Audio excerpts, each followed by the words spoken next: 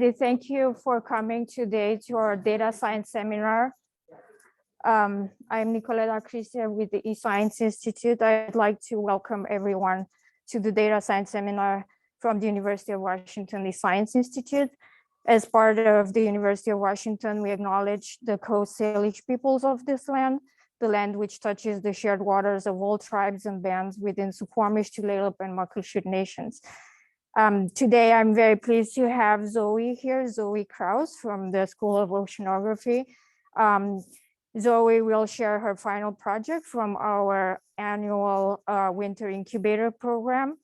And before she's going to start talking about machine learning, which is very interesting, I would like to invite Dr. Brenna Hazelton, who runs the eScience incubator program at to introduce the program and talk a little bit about what it means to be an incubatee. Thank you. Okay, can you hear me?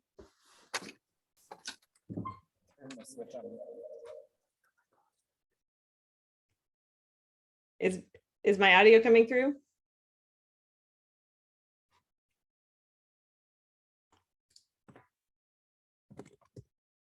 Okay, good. Thanks. Sorry, so I'm Brenna Hazelton. I help lead the incubator program at the eScience Institute. And the incubator is a really fun program that we run every winter. And in the incubator, we invite people from around UW, any department. We like to be very broad here, to submit a very lightweight, short proposal to work on a project related to data science where they need some data science expertise. And then we we pair one of our data scientists or research scientists to work with whoever proposed the project intensively for a quarter. So both people commit to working 2 full days a week equivalent for a quarter, for all of winter quarter, so for 10 weeks. And the idea is really to jumpstart some progress on a problem that we really can only do together. So that we need the expertise coming from the project lead, and then also some data science expertise coming from the data scientist on the project. And this year we had 5 projects. Zoe is going to be the first of the 5 presentations, and she's alone today. The other other times when we have these, there'll be 2 presentations back to back in one of these seminars. So there's 2 next week, and then the final 2 will be later in May. And I want to encourage anybody in the audience who would be interested in doing an incubator to apply. The application process is very lightweight, and we can often make great strides on projects in the incubator. So I think I will stop there and let Zoe tell us about her fun project.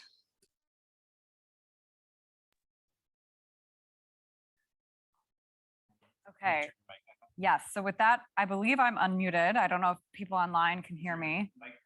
I think it is. It's a green light, so that seems good.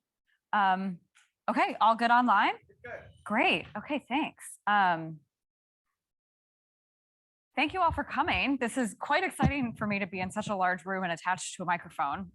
This is a bit of an out-of-body experience coming off of 2 years of COVID, but oh, I need to get rid of this. Hold on.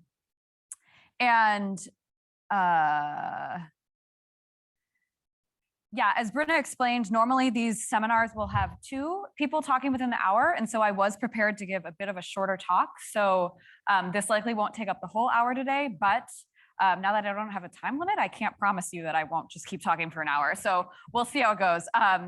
But yeah, I was very fortunate this last quarter to get the opportunity to work alongside the wonderful Scott Henderson. And this title is very catchy, Machine Learning Offshore Earthquakes. But what we did was much more basic and just really building the basic workflow about how to attack the problem of offshore earthquakes using machine learning. I would in no way say I'm an expert in these topics or these methods, but the incubator was a really valuable tool to start learning about them and kind of begin to get acquainted. So I've tried to structure this talk to be friendly to the non-seismologist and someone who's never heard of cloud computing, never heard of machine learning. But so I apologize if there's some things that are either too redundant or go way over your heads, but I tried my best to strike this balance. But yes, so why don't we get started? Machine learning based detection of offshore earthquakes. So this slide is going to be really boring to start off with, but I just want to give us a roadmap that we can come back to later in the talk. So I'm just trying to structure this as logically as possible. I'm going to start by describing the problem and the motivation that I had to apply to the eScience incubator, kind of what I wanted to accomplish. And then I'll jump into talking about what we decided to do in the incubator, and then how we implemented that. And then at the end, I'll be sharing some of the preliminary results from what we've learned thus far with our exploration. So I'm going to start off with the basics. What is an earthquake catalog? This is a pretty simple idea. It's just the idea is for a given region, it is a list or a table of the locations of earthquakes and the magnitudes of earthquakes for a given region. So for example, what I'm showing here is an earthquake catalog from the Pacific Northwest. These are all the locations of earthquakes above a magnitude 4. And so when we talk about the quality of earthquake catalogs, the way that I think is the best way to think about it is thinking about the completeness of an earthquake catalog, of how sure and certain we are that we're actually recording and detecting all of the earthquakes in the area. So for this map I'm showing here, we were only complete down to magnitude 4. But if you're doing a perfect job, you have a fully complete earthquake catalog, you're detecting and locating earthquakes that are far below magnitude 1, the little earthquakes that happen every day. And so building a really complete catalog with all those small earthquakes is really important. And so it's important for a large number of reasons. One of the most obvious being that really complete earthquakes catalogs with really small earthquakes essentially map out faults. So this is an example from Japan where all that little black cloud of dots, each of those is an earthquake, very small magnitude. And you can see with how much precision that seismic activity is mapping out where deformation occurs. And so often for implications of hazard, we can't tell from just the surface where the fault lines are, where there's significant hazard. And listening to these earthquakes essentially gives us insight to plan for hazard, but also to understand tectonic questions that we as seismologists have interest in.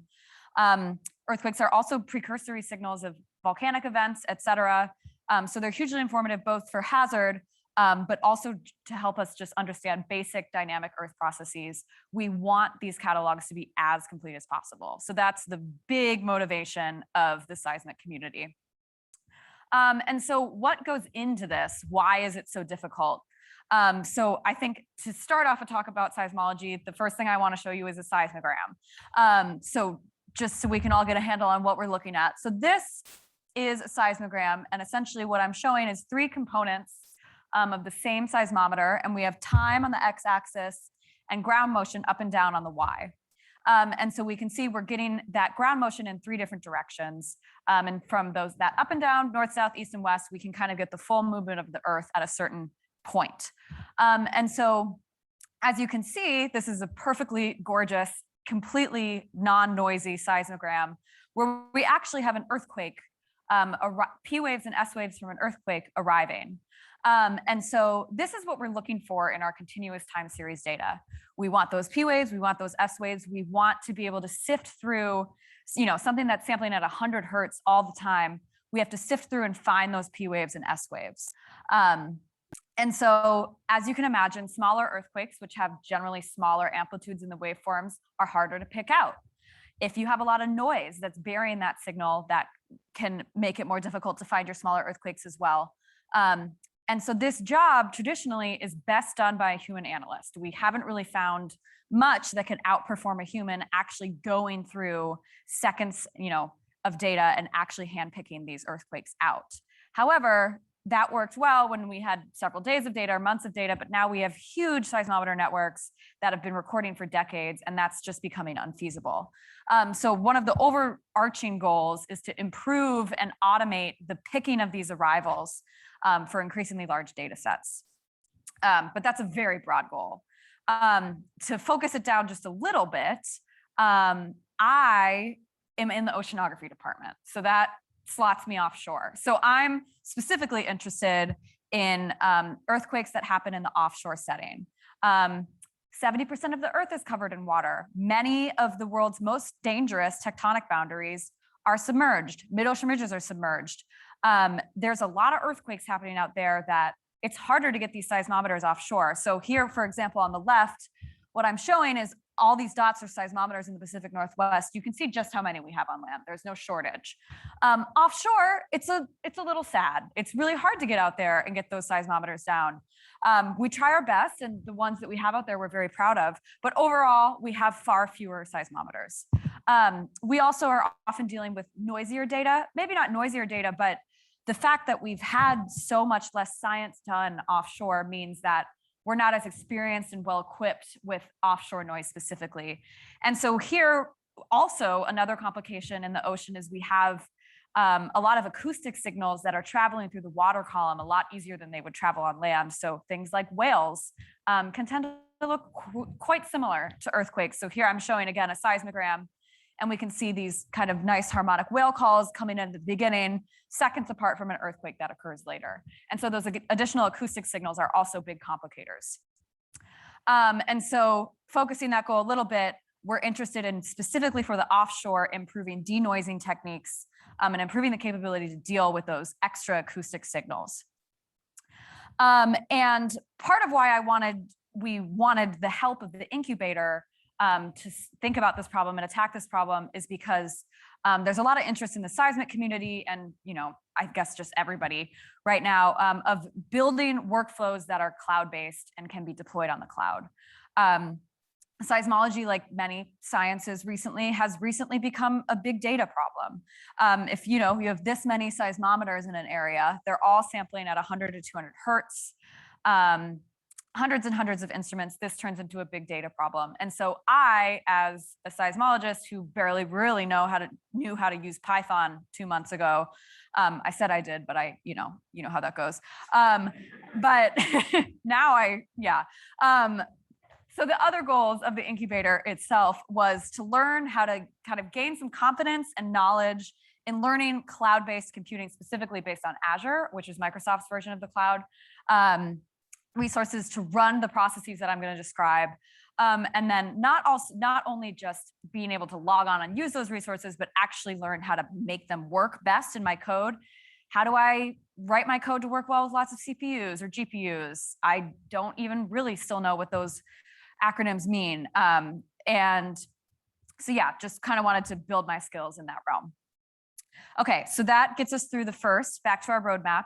So essentially what I and the larger seismic community want to do is improve automated techniques to create these offshore earthquake catalogs and make them as complete as we possibly can. And in order to do so, we're interested in leveraging cloud resources. Okay, so that brings us to how are we going to do this? What methods are we going to use to try to improve these catalogs? So over the past few years, the seismic community has started to find great success using convolutional neural networks, which is a machine learning technique that was kind of built on image classification and has found to work really well like that. And so if you think about a seismogram, it's not all too different from an image, right? You have 3 components, continuous streaming data. And so convolutional neural networks have been kind of built to classify these seismograms in the same way. So one of the first applications is actually denoising of a seismogram. So if you think about, again, here showing a seismogram, we can see that that's actually an earthquake that arrives in the center of the window, but it's not a perfectly flat line everywhere else. There's a lot of noise going on as well. And so when I talk about denoising, I don't mean kind of filtering specifically, but I mean being able to decompose that signal into a clean earthquake signal and a noise signal. I'm not particularly interested in the noise signals themselves, but other people in the community are. And so actually, rather than just filtering all that noise out, we're actually interested in separating the 2 signals altogether. And some studies based on land trained data have been shown to that convolutional neural networks work really well for this task. So this is kind of just a broad schematic of how this works. I'm not going to go into the details. This is a Zhu et al. Paper. You are welcome to look it up. It's called deep denoiser, but it's a really cool concept. You're essentially, you're training your neural network on, if you look on the right here, on very clean earthquake signals, and then also noisy earthquake signals. And what this neural network is trained to do is take the combination of those, is what you feed it as your input. It works in the time frequency domain, so we actually convert these into spectrograms, and then we can feed it into this deep neural network, which is able to learn the features and essentially give an output that is these masks that separate the signal and the noise. So this is kind of the framework of how convolutional neural networks have been applied to denoising seismograms. And then the next task is, once you have your denoised seismogram, is actually looking for earthquakes and picking out those P wave and S wave arrivals. And so again, this has also been shown to be well applied to convolutional neural networks. So again, here showing a 3-component seismogram. If we feed the actual time series as the input to a deep neural network, again, not going to go into the details about the architecture, but these neural networks, the way the seismic community has built them, is they output a equivalent time series, but instead it's the probability curve of a P wave or an S wave occurring at a given point in time. And from that probability output, we can pinpoint those arrivals by peak picking and find where those P and S arrivals came in. And so these techniques have shown great success in increasing your catalog completeness by orders of magnitude when it's well trained on land-based data. And so the dream is, oh my gosh, this works so well. Let's apply it everywhere. We can train it in one place and it'll work everywhere else. And so that's the hope of the seismic community, is that these are well generalizable networks. They work successfully on data they are not trained on. And so one thing that these networks have not been tested extensively on is offshore data. There's not a lot of offshore data sets. So that was kind of my question is, okay, this has shown great success. Will they work at all in offshore data? So that was kind of the feasible goal we built in the incubator, was applying these and seeing how well they worked. So pre-trained, trained on other data, will they work for our offshore data? So as for the actual implementation, for, I don't know how many seismologists there are in the room. I see maybe a handful, but I just wanted to do a quick plug for how we're applying these models. We're actually using a very newly published, publicly available Python package called Sizebench. And what this team who has built this is trying to do is there's been this huge boom of seismologists trying to use convolutional neural networks. And it's hard to keep track of what's working and what's not. And so what they've done is they've essentially tried to put a bunch of different training data sets in one place. So here up, for example, are 6 large global and regional training data sets. And they also have packaged up a bunch of pre-trained convolutional neural networks that you can try your data on. And so this is kind of an incredible resource for teaching of seismology, for just kind of getting started and exploring it. And so this is kind of, we found that this package had become newly available. I want to add a big asterisk. It's brand new. There were a lot of problems with it, and we continue to find problems with it. But the authors are very responsive and have worked with us kind of hand in hand, which is great. And so this is the what we're building our code on. So this is all Python based. And so just to, not really a code demo, but just to quickly step you through how simple it can be when you figure out what's going on beneath the surface and you trust it. The first step in all of this data processing is we pull in our seismic continuous waveforms from a remote client. And that can be done quite simply by just defining your start and end times and pulling it using another popular package called obspy. And so you can see on the right here what a raw waveform, the 3 different components look like on top of each other. And with Sizebench, what it allows you to do is apply these convolutional neural networks pretty much just with one line. And so we load in our desired model. So the first thing I wanted was the pre-trained denoising convolutional neural network. Then you can apply it with just one line. And you can see in this specific example, it worked quite well. All that long period noise, all those big wiggles fell away, and we mainly just see the earthquake waveform. And then you can apply that final step, that picking of the P and S wave probability, again, by just loading a chosen pre-trained model. And annotating that same time series. And so you can see it's the same, runs from 0 to 60 seconds. And you can see that there are peaks where the P waves and S waves arrive. P wave and S wave singular arrive on this specific station. So that's kind of what it looks like when you get it all working, which is kind of incredible. And yeah, it's just a great effort of the community to distill this process down to these few lines. If you're interested in more details or want to explore anything like this, I do have an example notebook that goes through this whole process that's linked on my GitHub, which is on the incubator page as well. And so why do we actually want the cloud to do this? As one of my co-advisors said last week, seismic processing is embarrassingly parallel. We are doing the same exact thing to a bunch of different channels on a bunch of different instruments, and none of it depends on each other. So we can just split it between a bunch of different machines. So for example, just to give you some timestamps, the first process of actually reading in this seismic data, if I want to read in 1 day of data for 100 3-component instruments, which is about 2.5 gigabytes, if I just run the whole thing on one CPU, it takes about 47 minutes. Not great.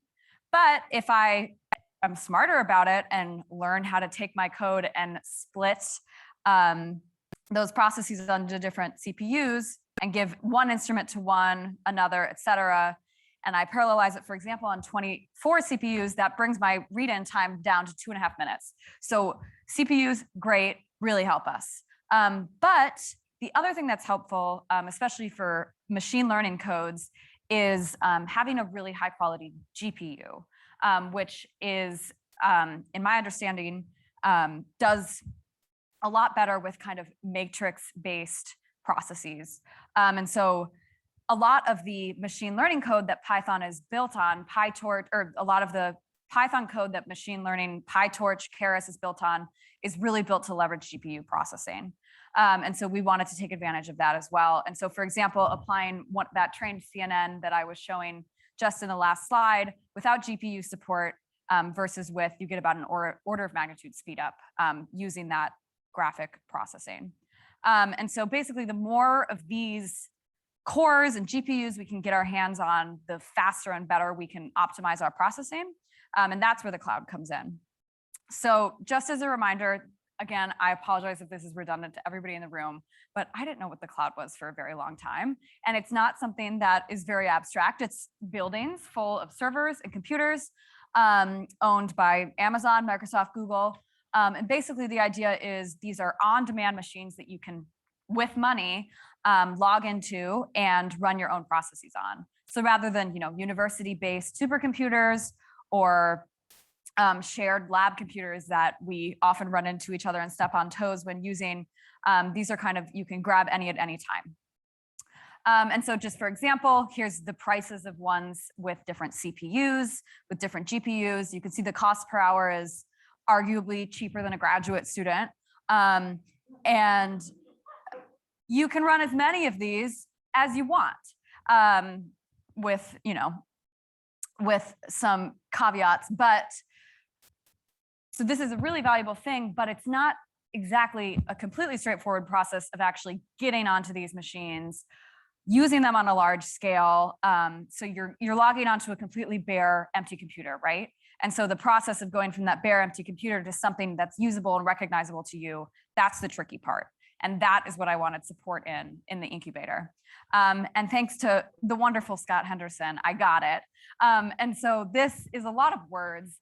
And if you are interested, in learning the details, I would absolutely suggest applying for the incubator and working with a data scientist yourself. But essentially, we built the code that allows you to log in to a GPU machine somewhere in the Western US, and rather than having to, manually download Conda, install all your packages, all that, this code is based on Terraform, is a scripting code that kind of does that all for you and does it behind the scenes. So rather than having to click through your machine specifications every time, it hardwires that process and makes it reproducible. So it basically is this a very useful and helpful way to automate the creation and destruction of these cloud instances. We have a few examples on a lab GitHub, if you are interested, that kind of show the different resources you can build. So just opening onto computers with GPUs, but also opening onto hard drives that you can mount and move around. And so just wanted to show that this is the kind of thing you can learn in the incubator. And basically it allows you to open up a terminal ready to go rather than setting something up from scratch. So that's been very valuable. But I do, for anybody who is thinking about using Azure or has used Azure, I did want to quickly share that we did have some experiences with difficulty specifically for deploying Docker images on Azure. They very strictly limit how large of a machine you're able to deploy your Docker on. And also, even without Docker images, they can be kind of finicky with limiting your quotas for larger machines. And it is possible to open up those quotas, but you do kind of have to jump through a few hoops. So just something to keep in mind if you're thinking about using Azure. But overall, we've had a good experience. And so that is a summary of how we plan to implement. We built our workflow on that publicly available package Sizebench. And I learned a lot and built some capability to easily deploy on those cloud machines, which kind of makes what you want to do unlimited if you are equipped with those skills. Okay, and now we can get into the fun part. Let's talk about some earthquakes.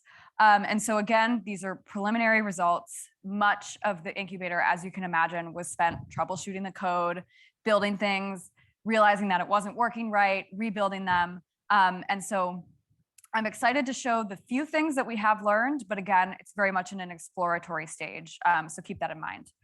But what I'm showing here is two very different offshore settings where we have new earthquake catalogs. So on the left is a publicly available data set from Alaska, so data from 2018 to 2019.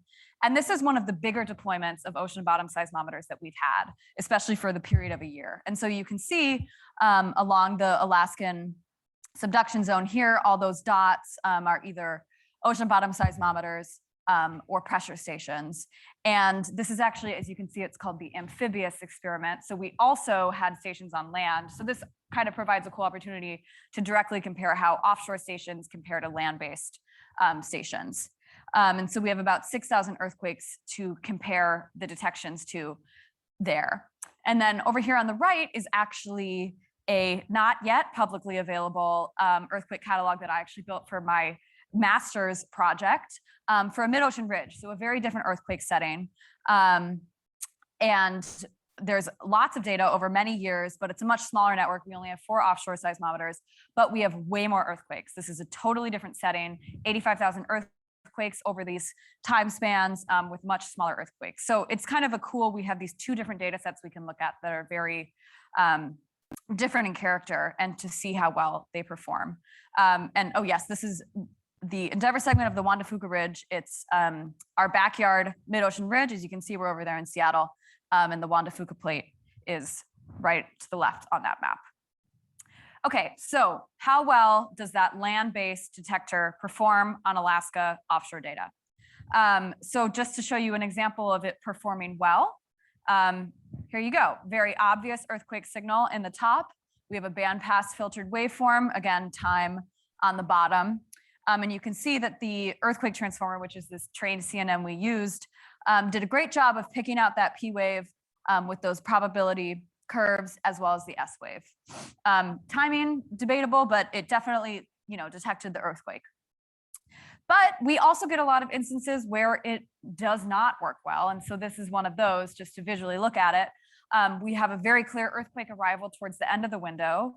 And though the detection, the CNN does seem to realize that there's something there, we do get a peak in the probability. The peak in the probability is quite low, below 0.4, which we commonly use as a threshold. And we also see some other noise earlier in the window which it seems to think is a signal as well. But essentially what would be an obvious earthquake, both to human analysts and to ominously rudimentary automatic processing algorithms, is not found by the CNN. And so these are just two examples. We see sometimes it performs well, we see sometimes it performs poorly, but how does it perform, in mass? So to think about that, what I'm going to show is a 15-day test period, comparing how the CNN performed to the original hand-picked catalog. So just to get you acquainted with what we're looking at, so this is a histogram of picks over what I'm showing here is just 2 days. And so these are P-wave picks from the hand-picked catalog, and this is essentially our ground truth. And so I just wanted to make the point that we're not comparing earthquakes, which I've marked with those red lines. We're comparing arrivals picked from earthquakes.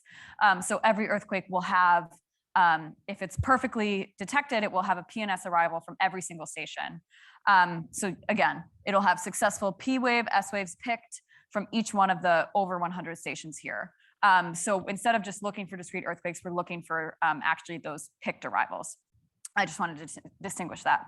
Okay, so looking at the performance, this is now over a 15-day test period. On the top, this is the hand-picked catalog of the original P-wave picks. And you can see they kind of just happen in discrete intervals, right? Because they come in and we only pick those arrivals after earthquakes occur. However, on the lower part of this, the lower subplot is how our CNN performed. And as you can see, it found us a lot of picks. However, they are not discretely associated with earthquakes. We believe that it's kind of just mischaracterizing noise and kind of constantly finding and distinguishing these earthquake picks throughout time. So that's quite disappointing. And, these are a lot of picks, and it's possible, okay, there's a lot of noisy picks, but are there also picks in there that are correct and that it has worked? And so there are a few, it's not completely failing, but it's only able to recover about 14% of the originally picked arrivals in the hand-picked catalog. And so not great, definitely not an order of magnitude increase in completeness. And so this is, again, only over a 15-day period, but we've looked at many other times as well. And this generally just seems to be how this performs at Alaska. And so this is interesting. It leads us to question, okay, all these picks that are coming on noise, is that just because we're in the offshore setting and this land-based CNN doesn't know how to deal with the offshore data? So here, for example, what I'm showing is all of the stations colored by how many picks they had. So the more yellow, the brighter these colors are, those stations had over 1,000 picks. So we can assume that those are the ones that were much, much noisier.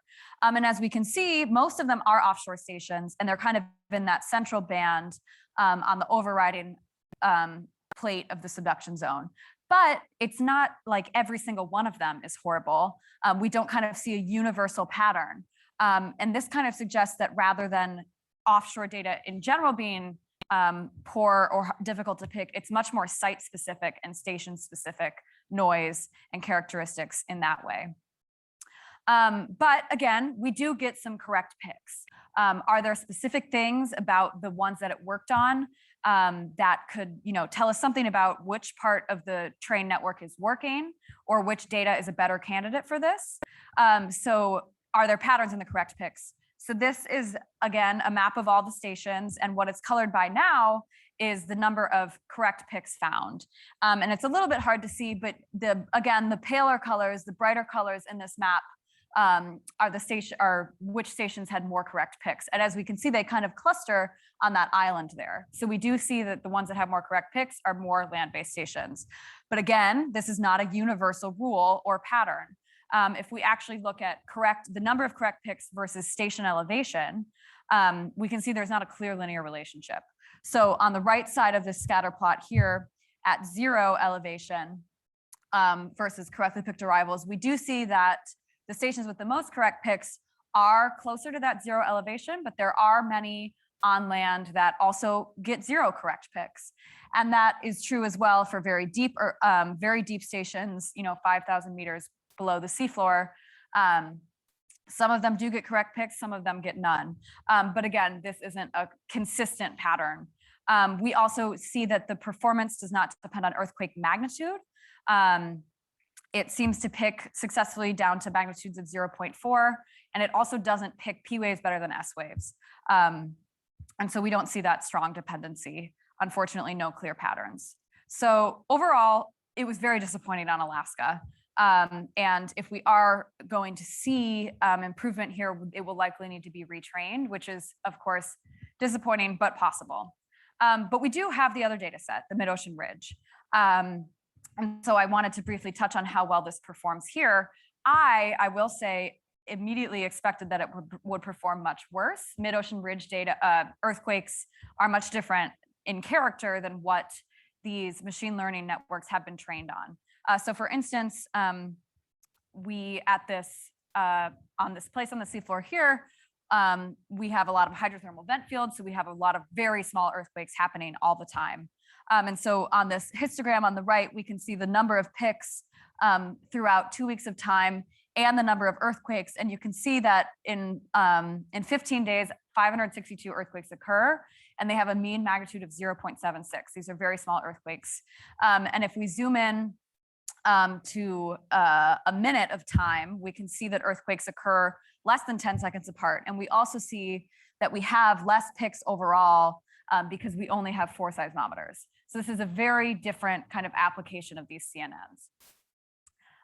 Okay, so looking at the same type of idea over a 15-day test period, can this same CNN work on this mid-ocean ridge data? So comparing it again, the upper histogram is our original P-wave picks, and down underneath is what our CNN found for us. And so one thing we see right off the bat, we're not seeing that same pattern of random picking on noise constantly.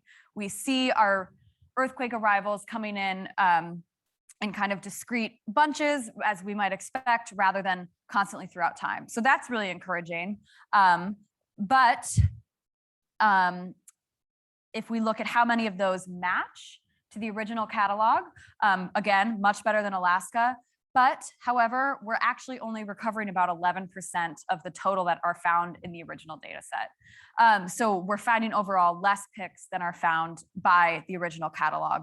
And while about half of those are correct, we're not getting that improvement in number of picks that we had hoped for. And so again, asking the same kind of questions here. All right, are there any clear patterns in the performance that we can learn from? Of the correctly found picks, again, it's quite even between P and S waves. About 55% of them are P waves. One thing that's interesting is that about half of the correct picks were just on one station. So this could possibly be speaking again to the importance of site-specific patterns. So they were found on this northernmost station here, which actually, just from knowledge of the original catalog, most of the earthquakes, small earthquakes in the vent fields, occur quite close to that station. So that leads, maybe there's something going on where those earthquakes have to travel through less of the crust, and maybe they are less scattered when they arrive at this station, and the CNN can pick them out better. Could be something like that. But again, hints at the site-specific importance. Here we do see a bit of dependence on magnitude. Earthquakes that are found by the CNN are slightly larger on average than those in the original catalog, but it's not a huge difference. And also, minimum magnitude isn't too different. The CNN does find picks down to a magnitude of 0.03 successfully. So the size of the earthquake doesn't seem to matter all that much. But yeah, it was quite interesting to me that this much smaller network in this much different setting performed much better than Alaska. And that makes me wonder, it might have to do with the placement of these stations on the seafloor. Maybe they're much better coupled to the seafloor than the other ones. But again, these are just things that we're starting to think about as we explore. And the conclusion from these preliminary results is that unfortunately, we aren't getting that generalization we hoped for. And we cannot kind of just directly employ these CNNs when looking at offshore seismicity, which is really too bad. But we still have that other interesting thing, that denoiser. Can we improve the performance of those CNNs using this denoiser? So that thing I was showing earlier, the CNN that effectively decomposes noise signals and earthquake signals and returns only the earthquake signal. So I'm not going to show you kind of any large sweeping results here, but what I want to show you is some examples of what this denoiser does to marine data specifically. So here showing a rather large earthquake in Alaska recorded on an ocean bottom seismometer. We see on our seismogram, our raw seismogram, we see a very large earthquake arrival towards the end of the window, but early on in the time series, we see some long waveform noise, some drifting that the denoiser is able to effectively deal with and get rid of that noise while also leaving the earthquake signal clearly. So this is an example of where it can work quite well, but hold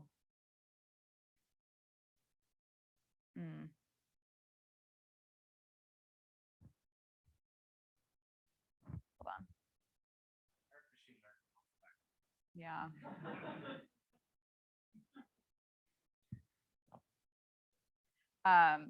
Yes, so in this specific example, it can deal with kind of typical noise that we might see on land-based stations as well. But this, you don't really need a denoiser to remove signals like this. You can easily filter them out.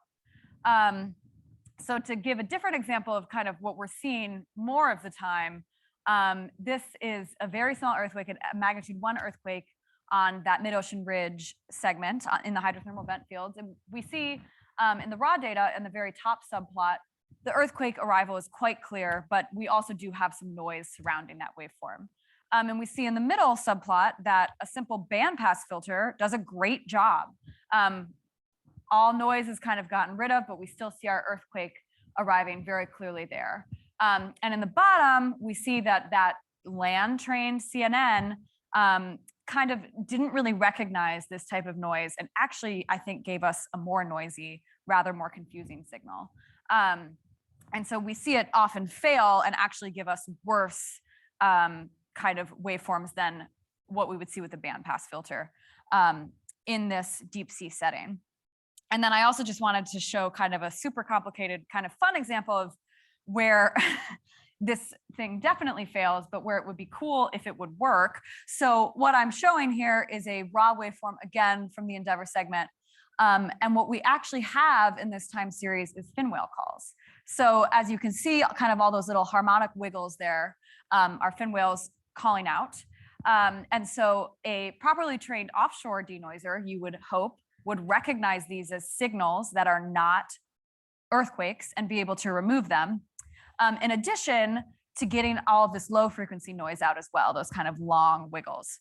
And so a bandpass filter, or actually this is a high pass filter, will get rid of that long waveform, long wavelength noise, and just show you your whale calls in great detail if that's what you're into.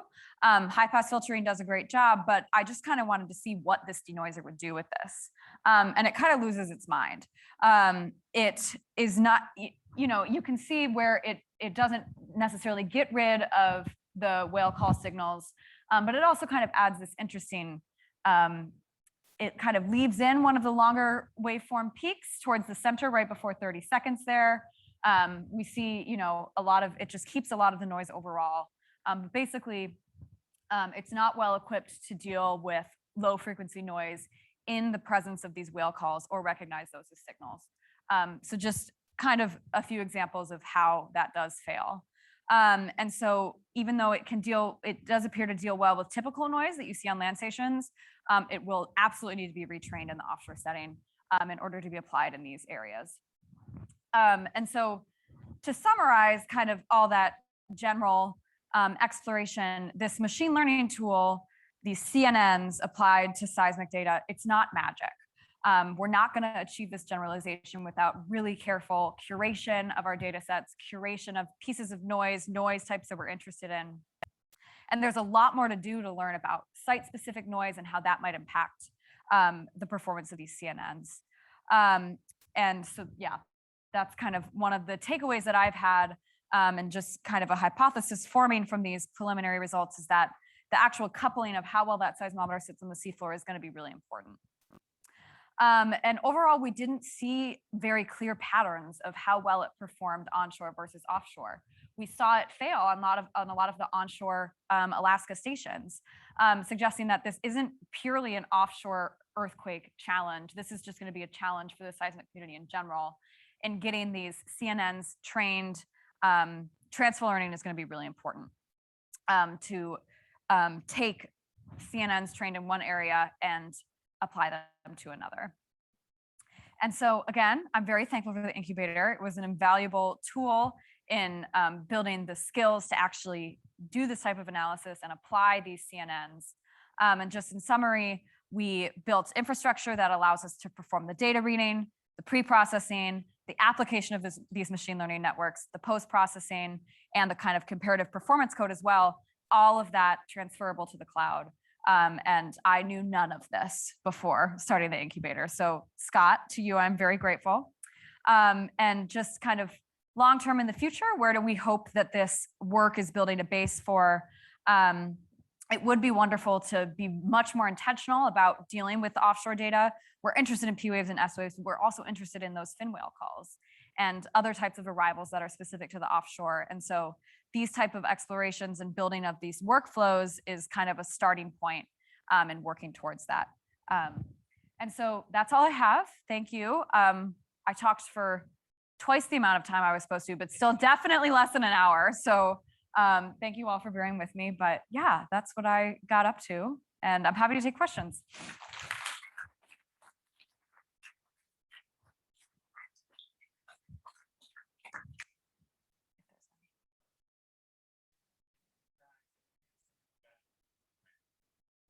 Yes. If there are any. Yes.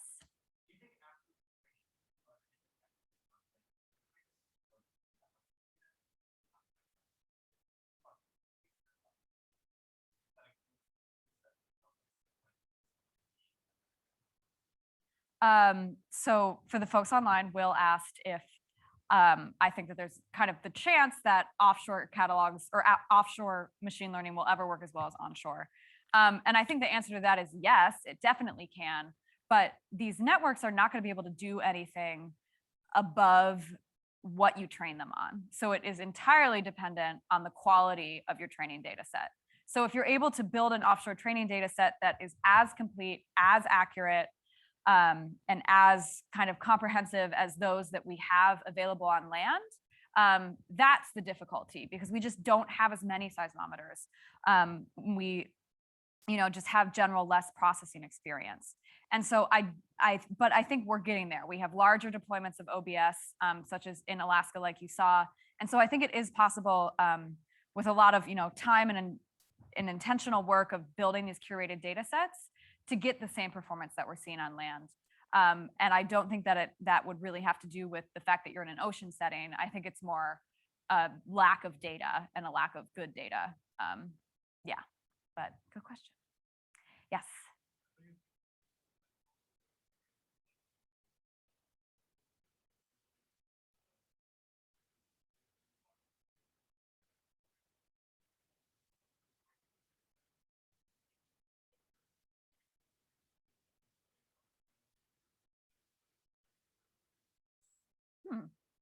That's really interesting. For those online, someone pointed out that there has been anecdotal, and I've always found it very fascinating as well, anecdotal evidence of animals responding to earthquakes before they happen. And I've asked that same question many times of how much have people studied this? And I had never actually thought about applying that in the offshore setting, specifically with whales. But I would think that, if you had a good catalog that has both whale calls and earthquakes, that would be a very easy correlation test to run. But no, I'm not aware of any of that exploration happening. But no, the earthquake and the marine mammal communities tend to operate quite separately. But yeah, who knows? Anything's possible. Yes.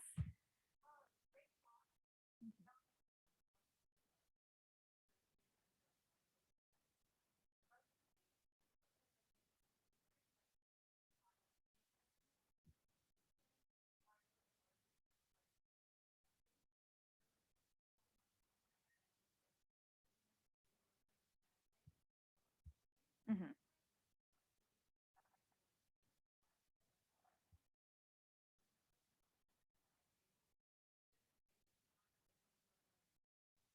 Yeah.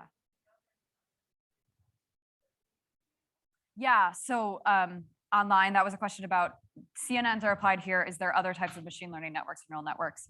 And the answer, I believe, is yes. I am not a machine learning scientist, and my knowledge of these things is quite limited. But I do know that there, because what you make a really good point of, there's a lot of temporal extra information. The fact that these things follow each other is an extra thing that these machine learning networks should be able to use to find them. And it also, another thing is that right now, all the CNNs that are currently available only operate on one single seismic station. Whereas if you see an earthquake in one station, you should see it in the one next door.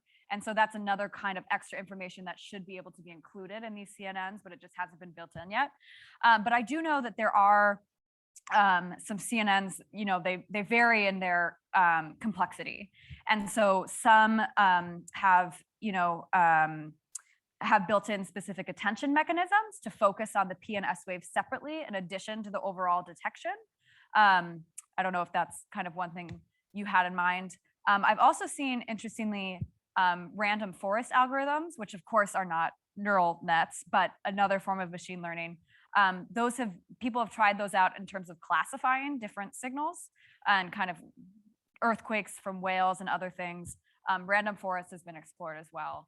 And so that has been interesting. That has yielded some interesting results as well. But yeah, there's lots of stuff going on, and I do not know what all of it is. But yes, many things have been tried. But convolutional neural networks have, in general, been the most successful. Yeah, thanks for your question. Yes.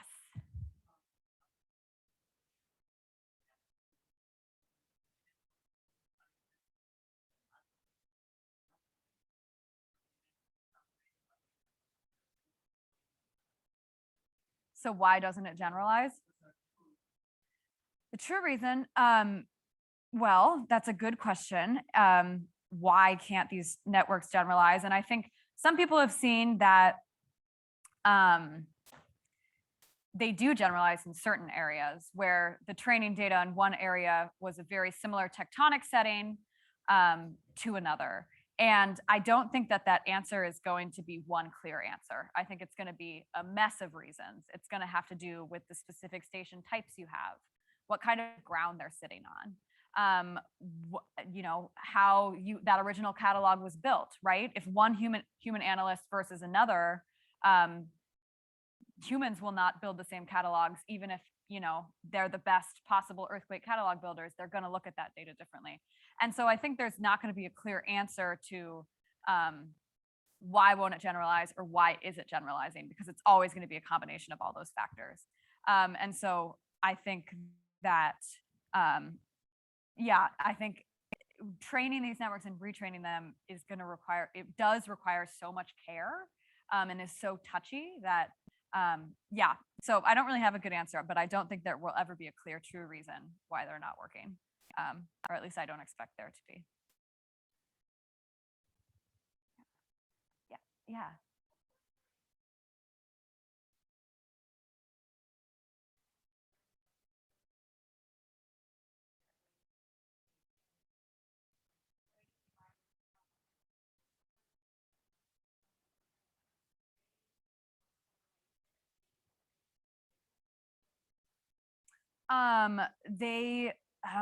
Well, it can very much vary based on, you know, what earthquake center you're at and how your lab does it. But generally, PICs, you know, if you only see an earthquake on one station and you're working with a huge network, you can't really use that because you can't locate it. So yes, PICs are normally not made in isolation on just one station. Generally, the whole network is used to help find PICs. And so, you know, if your automatic algorithm only finds it on a few stations, then you would go and look at the other stations. So does that answer your question of? Oh.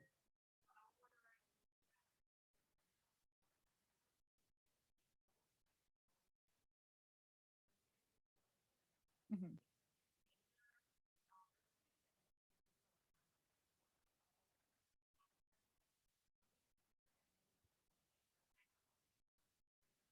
Mhm. Yeah, and I think that's for the people who build these CNNs and who are kind of building that kind of thought into that of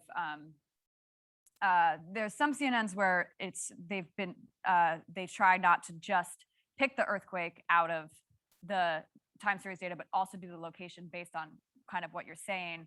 If you have the temporal, you can also add in the spatial as well. And so I think that that has been considered, but it just wasn't something that I've applied here. So, yes.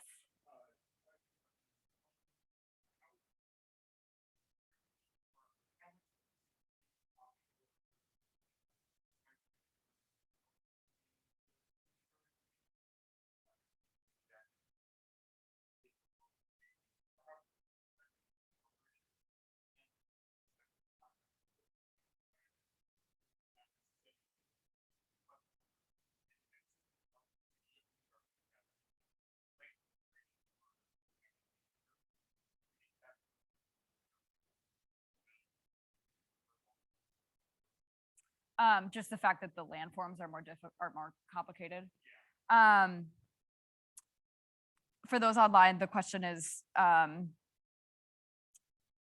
whether we'll get a lot, whether in the near future we expect seismometers offshore to be to kind of expand and blow up in coverage. And I would say the answer is yes. There's a lot of strides toward realizing how important getting actual offshore seismometers are, but science and the funding of science is a slow process. And so while there's a lot of initiatives going forward, I don't, but I think in the next 10 years, we're going to see a huge influx of the amount of offshore seismic data. But one thing is that they have to be temporary deployments because you're just putting them down with a battery and you can't kind of, connect it to you can connect some to a cable, but so there's so many limitations offshore. And so I do expect that we'll see a lot more in the future, but it'll be a very long time before we're ever able to kind of get the same capabilities as we do on land. As for, so your second question of whether just the fact that there are more volatile areas in general, if that makes it harder to place a seismometer down, is that kind of what you? Yeah, I think it's less the ground it's landing on and the fact that when you deploy an offshore seismometer, you kind of just kick it off the end of the boat. And then it has to fall thousands and thousands of feet below the sea, and it just kind of rests where it rests. And some are deployed using, automatic kind of robot submarine vehicles that place them in place and make sure that they land flat and are oriented in a specific direction.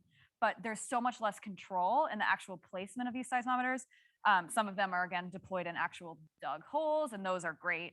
But when you're deploying hundreds and hundreds of offshore seismometers, you kind of just throw them off the end of the boat. And so, yes, you're not going to get as good of stuff there because you're simply limited by the fact that thousands of feet of water separate you in the ground. But yeah, hope that's helpful.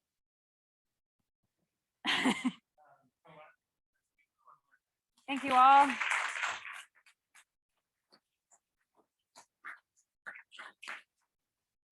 We'll see you next week. Thanks, guys. Yeah, for 2 more activities. Thank you very much. This was awesome. Can I ask you a quick question? Yeah. Actually, why don't we turn off your, if you want to close Zoom.